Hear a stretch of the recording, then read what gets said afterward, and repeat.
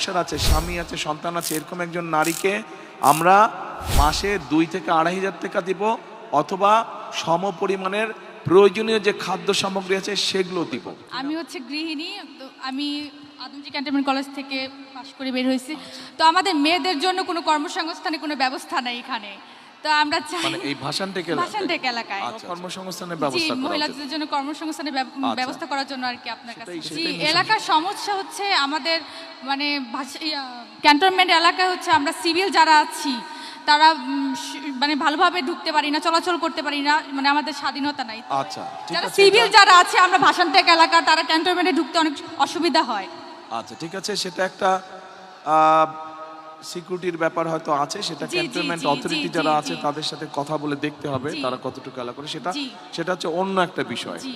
কিন্তু আপনার মতে এলাকার সমস্যা কি কি? এক হচ্ছে মহিলাদের জি, কর্মসংস্থান, মহিলাদের আর কর্মসংস্থান। আর হচ্ছে আমরা যেমন গৃহিণী, তো আমাদের তো তেমন ইনকাম নেই, আমাদের হাজবেন্ডের তো তেমন ইনকাম নেই। তো আমাদের জন্য যদি কোনো একটা ব্যবস্থা করা হতো, যে কার্ড, ফ্যামিলি কার্ড দিচ্ছেন, তেমন রেশন কার্ডের একটা ব্যবস্থা করা হলে অনেক আচ্ছা উন্নত হইতো। আপনি